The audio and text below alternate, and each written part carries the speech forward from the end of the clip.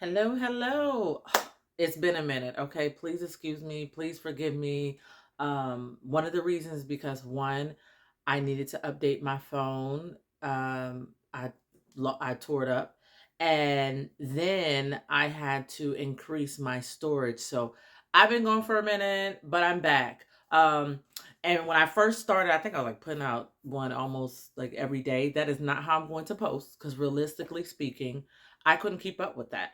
So Wednesdays and not Wednesdays, excuse me, Tuesdays and Thursdays, a video. So this video is really short. Welcome back. I mean, I'm just starting, so it wasn't like I had a whole plethora, but this one specifically, I wanted to just like talk about some of the things that I'm about to go into, and I'm about to start jumping into math and strategies and techniques to teach math. Another thing that I wanted to talk about, this is very interesting, is the topic of homework. And so this is just a conversation. You may agree to disagree with me on this, and of course, you are more than welcome to do that. But I'm going to share with you my philosophy and the intent behind homework. Okay. If you are in America, your child is in school, if they are above pre K and kindergarten, some kindergartens go for a full day, and some schools they don't. But back in the day, kindergartens also did not go to school for a full day. But I know in many school districts and schools and states, kindergartens are now in school for a full day, which is like 7+ hours. Okay. So I want everybody to be honest and think about this as a teacher. If you're a teacher, even parents think about this as a parent. So I'm coming from both angles. I'm coming from as a teacher and as a parent, right? And the reality of the topic. The point of homework is to practice a skill, a standard, so that you become better at it. It should not be busy work. You should not be giving homework just to give homework. You know, that should not be it. A parent shouldn't want that, and we shouldn't want that. The point of homework is to practice a skill. Now, mind you, I'm sharing my opinion and my philosophy on this, so feel free to agree to disagree. Also, it's important to be qualitative, meaning it's about what it is that you are giving them, not the amount. So instead of giving them, and I remember math is my focus, and that's what I'll be discussing on this channel. We'll start going into actual content. So instead of giving a student 50 problems, give them one problem that can incorporate and encompass all the skills that you want them to learn or have gone over that day. Now, homework can serve two purposes. If you're giving a child homework on something you've already taught, to give them practice, that's one purpose. Now, mind you, parents, this was my philosophy. Some teachers don't, they're not like this. So, but this is mine, and I stand strong by this. Homework is not for your parents. The way we do math nowadays is not how even I, as the teacher who I teach it differently now, it's not even how I learned it. It is totally different. So for one, for your parent, for some parents, not all, and it doesn't mean that you're not intelligent. That has nothing to do with it. It has everything to do with process and procedures. So the way math is done now is different, and your parents might not know, but the point of homework is for the student, your child, to practice. So yeah, they might be struggling. They might not understand, and that is okay. And teachers might like, no, it's not. No, that is okay, because learning is a process. You don't introduce something to somebody and they got it immediately. Because if that's the case, then there'll be no point of homework or for you to practice anything. Because the moment you introduced it to me, I understood it. No, it's a process. I taught it to you. I showed it, right? Don't assume that they didn't learn it because your child is struggling. Assume that it's new to them, okay? Mistakes are part of that learning process. Embrace them. We even make mistakes as an adult, and we forget to embrace them and learn from them.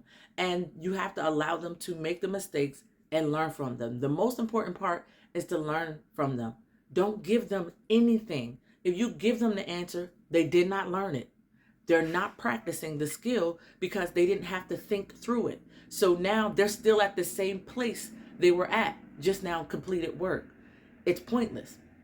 Now, if I'm the teacher, right, with the philosophy I have, my homework, unless I tell you it's graded and I expect you to do it, that's a quiz. It wouldn't be homework.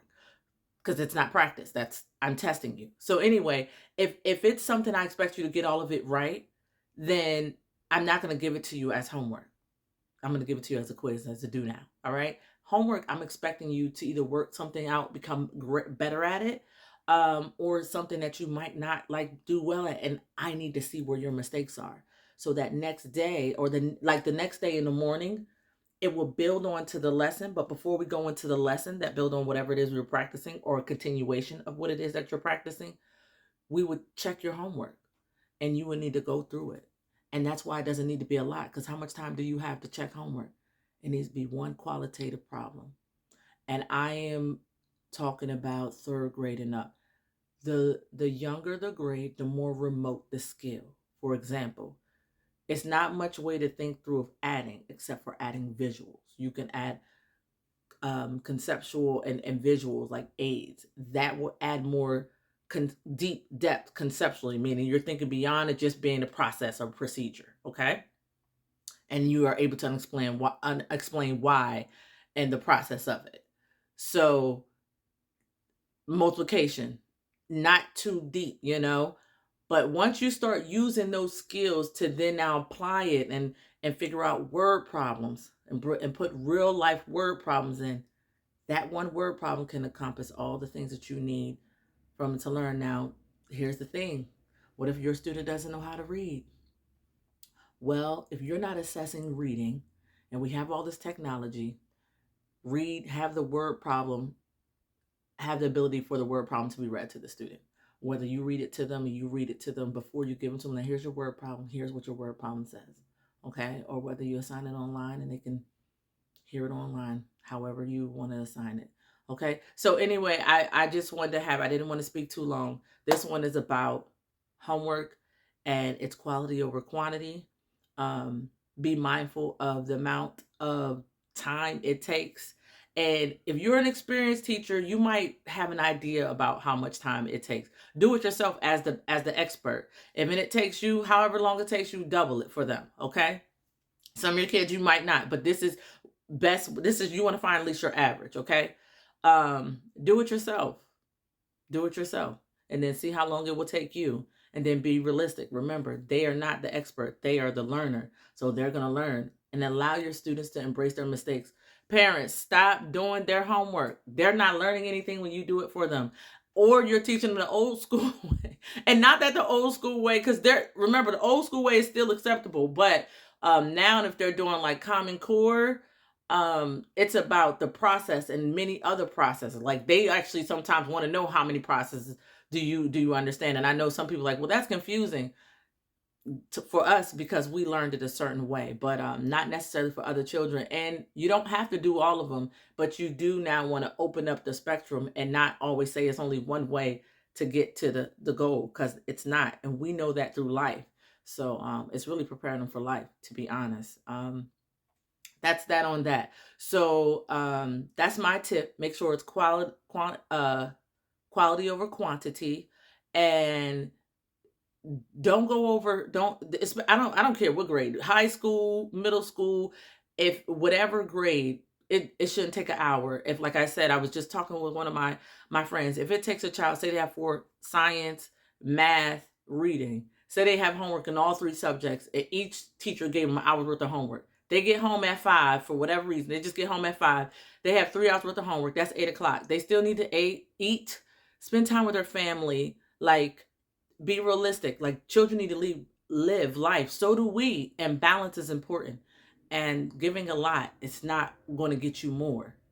You're just giving a lot. And it can actually be counterproductive. So that's my philosophy. That's my belief system. And through trial and error, through experience as well, I see it to be true. Like I said, some people might agree, some people might not. But that's my tidbit.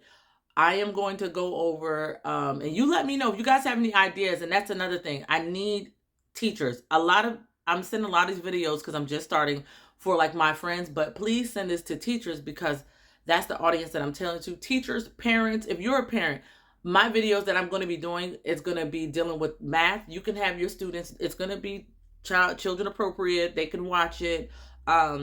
helping them get through the process. And if you do want to help them by allowing them to think through it. Don't give them answers. It doesn't actually help them, because then they still don't know how to do it on their own. Okay? And it's okay for them not to get it right. Even if their teacher says, no, it's not. Yes, it is, because they're learning. And their job is not to know it already, because if they did, then they wouldn't need a teacher. Okay. And I'm going to end on that. I'll see you guys on the next video.